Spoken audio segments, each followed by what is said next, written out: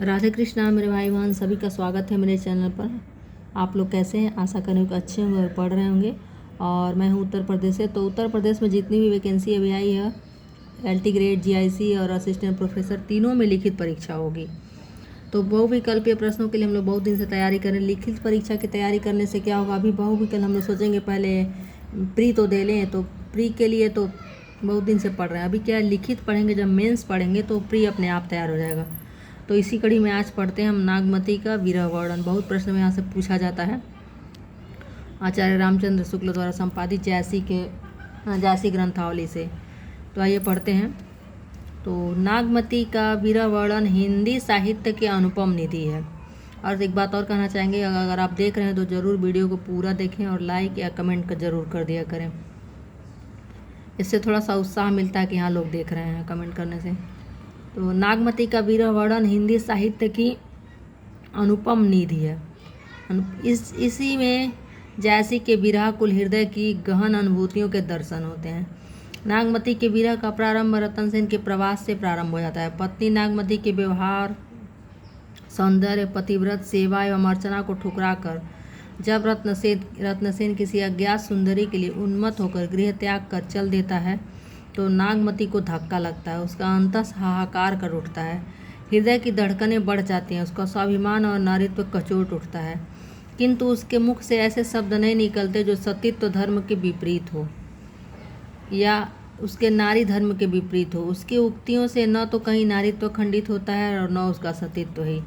जैसी ने उसके प्रेम और सौंदर्य को नारीत्व, सतीत्व, महाशक्ति की त्रिवेणी से सरोकार कर उसके जीवन की सार्थकता का उद्घोष कर दिया है। देखिए, सखी ने रचा प्यू संग ही डोला, हरि हरि भूमि कुसुम्भी चोला, हिय हिंडोल अस डोले मोरा, विरह झुलाए दे झकझोरा। रतन सेन चला गया। नागमती विरह में जलने लगी, लेकिन वह प्रिय को भूल न सकी। उसके प्रेम में पागल हो गई। उसका पति प्रेम बढ़ गया, स्नेह प्रगाढ़ हो गया। संयोग सुख की भांति उसने वियोग का भी अभिनंदन किया। पति के पुनरागमन की आशा में उसने मार्ग पर आंखें बिछा दी, किंतु निर्मोही लौटा नहीं। उसका हृदय संशंकित हो उठा, कहीं पति वापस न लौटी। देखिए, नागमती, अब यहाँ से बहुत बार प्रश्न पूछा जाता है। नागमती चितौर पथहेरा, पीजू गए न पुन किन फेरा। यह लाइन बहुत बार पूछा हुआ है। नागर काऊ नारी बस परा, तेई मोर पीऊ मोरे हरा, सुआ काल होई लगिया पीऊ, पीऊ नहीं जात जात बर जीऊ, सारस जोर कौन हरी, नारी बियाधा लीन, झुरझुर पंजर हो भई, विरह काल मोहिदीन। तो अभी ये अवधि में लिखा हुआ शुद्ध है ना, जो जैसी ग्रंथावली है मलिक मोहम्मद जैसी की। ये प्राकृतिक उपकरण जो संयोजा अवस्था में सुखद प्रतीत होते हैं, आज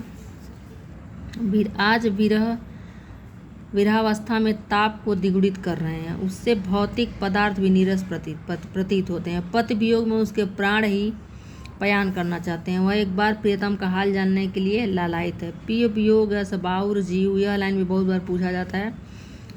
पिय वियोग अस बाउर जीव, पपिहा नित बोले पीऊ पीऊ, अधिक काम बाधै सो रामा, हरि लई गए सुआसो नामा, विरह बान तस लाग न डोली, रकत पसीज भीज गई चोली, प्राण पयान होत को राखा, जो सुनाओ प्रीतम के भाखा। यदि भी सखियाँ उसे धीरज बंधाती हैं। जो नागमती समझती है पुनः बसंत, राजा रत्नसेन, पुनः बसंत ऋतु आएगी और क्या है, काम रस का सुख प्राप्त होगा। देखिए, पुनिर बसंत ऋतु आव नवेली, सो रस सो मधुकर सो बेली। और 12 मासा का जैसी ने 12 मासा के माध्यम से नागमती की विरह वेदना का पूर्ण चित्र उपस्थित किया है। 12 मासा में कवि ने एक एक मास के क्रम से नागमती की आंतरिक वेदना को चित्रित किया है। देखिए, आषाढ़ का महीना लग गया है, बादल गरज रहे हैं। ऐसा लगता है मानो विरह ही मूर्त रूप होकर अपने सहायकों के साथ उपस्थित होकर रण के वाद्य बजा रहा है। विद्युत रूपी खड़क चतुर्दिक चमक रही है। बूंद रूपी गोलियां बरस रही हैं।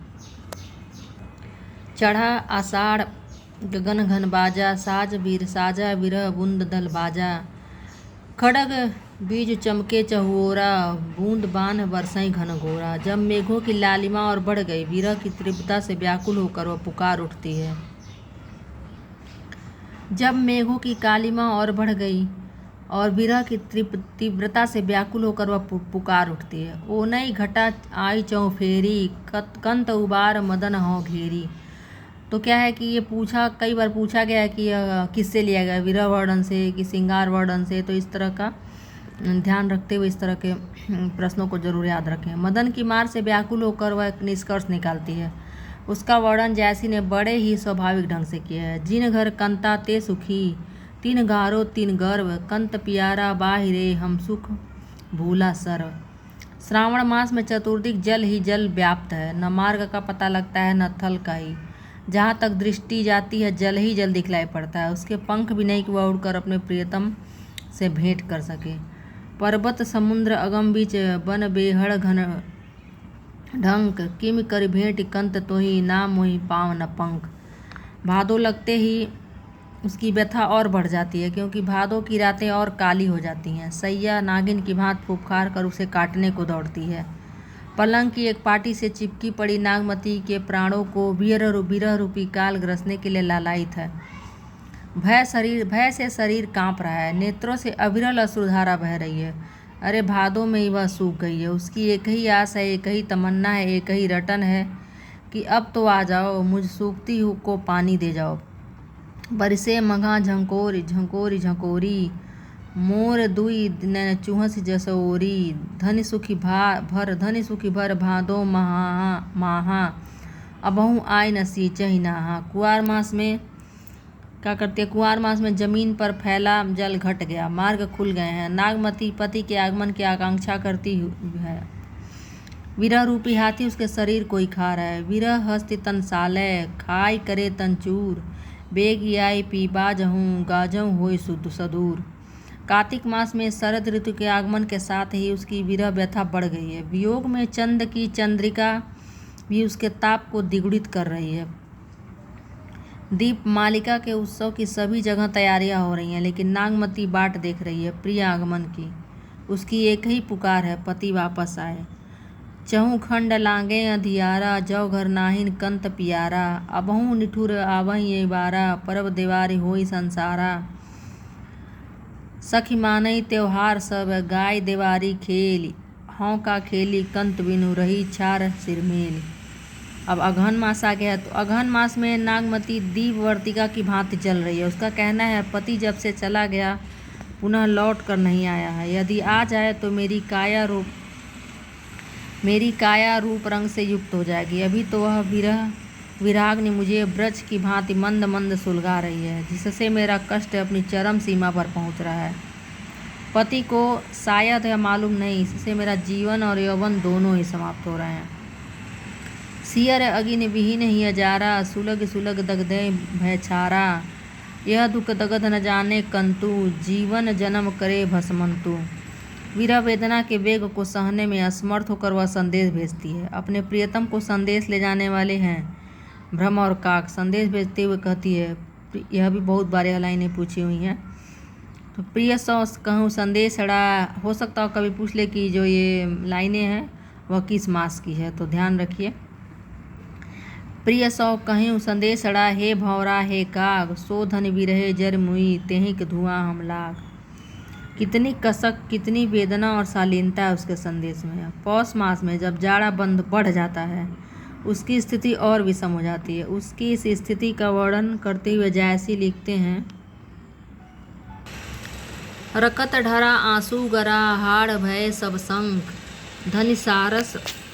धनि सारस होई ररि मुई, आय समेटहु पंख। पति वियुक्ता नागमती तिनकों की तरह हल्की होकर हिलने लगी है। उस पर भी विरह का ताप उसे जलाकर राख कर देना चाहता है। माघ का महीना प्रारंभ होते हुए चारों ओर पाले का प्रभाव दिखाई पड़ने लगता है। जाड़े के दिनों में विरह उसके लिए कालावत बन गया है। मेरे नेत्रों से बहने वाले आंसू मेघ की झड़ी के समान प्रतीत हो रहे हैं। तुम्हारे बिना मेरा शरीर वृक्ष की भांति हिल रहा है। उस पर यह विरह मुझे जलाकर राख बनाए दे रहा है। तुम बिनु कंता धनी हरऊ, तीन तरुअर भा ढोल। ते पर विरह जराई के, चाहिए चहे उड़ावा झोल। फाल्गुन में जहाँ सभी एकत्र होकर फाग गा रहे हैं और आनंद मना रहे हैं, वहीं पर वह फाग उसके विरह का उद्दीम कर रहा है।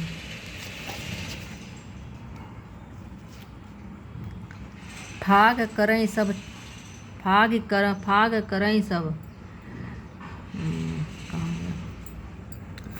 करई सब चाचर जोरी, मोय जिय लाए दीन जस होरी। चैत मास में बसंत आगम के साथ ही वह पति के वापस आने की कामना करती है, क्योंकि वह जानती है कि विरह के बंधन से उसे तभी मुक्ति मिलेगी जब उसका प्रिय उसके साथ होगा। घिरनी परेवा आवजस राय परौ पिय टूटी, नारी पराए हाथ है तुम बिन पाव न छूट। बैसाख मास में नागमती के हृदय रूपी मानसर का जल सूखता ही जा रहा है, जिससे उसमें दरारें पड़ती जाती हैं। नागमती की कामना है कि हे नाथ, अपनी दर्शन रूपी वर्षा से उसे इस प्रकार पूरित कर दीजिए जिस प्रकार वर्षा की बूंदें तालाबों की दरारों को पूरित कर देती हैं। सरवर हिया परत चित जाई, टूक टूक होई होई बिहराई, बिहरत हिया करौ पिय टेका, दिष्ट दमंगरा मेखौ एका। ज्येष्ठ मास में ताप की दुहरी मार से जब वह दहक उठती है तो अपने अंतस की समस्त करुणा, हृदय की आंतरिक वेदना और मन की टीस को व्यक्त कर प्रियतम को पुकार उठती है। अह सुदिष्टि मया करू, छानी तजु घर आओ, मंदिर उजार होत है, नवके आनु बसाओ। तो यह हो गया 12 मासा, माने 12 महीने का वर्णन ये शुरू होता है। 12 मासा हम लोग का चढ़ा आषाढ़ से शुरू होता है, फिर जेठ में ख़त्म हो गया। आषाढ़, सावन, भादो 3, कुआर 4, कार्तिक 5, अगहन 6, पौष 7 और माघ 8, फाल्गुन 9, बैसाख 10, ज्येष्ठ 11 कैसे 12 होना चाहिए ना। आषाढ़ 1, श्रावण 2, भादो 3, कुआर 4, कार्तिक 5, अगहन 6, पूस 7 और फिर हो गया माघ 8, माघ के बाद फाल्गुन 9, चैत 10, बैसाख 11 और ज्येष्ठ 12। तो बैसाख से शुरू होकर आषाढ़ से शुरू होकर ज्येष्ठ तक 12 महीने का वर्णन है इसमें। तो आशा करती हूँ कि आप लोग को पसंद आ गया। नेक्स्ट टॉपिक को अगले वीडियो में पढ़ेंगे। अभी ये 12 मासा का वर्णन एक एक 2 उदाहरण है और थोड़े थोड़े अर्थ भी तो पता ही चल रहे हैं अपने हिसाब से। तो पढ़ें आप लोग, फिर मिलते हैं अगले वीडियो में। तब तक के लिए नमस्कार, धन्यवाद।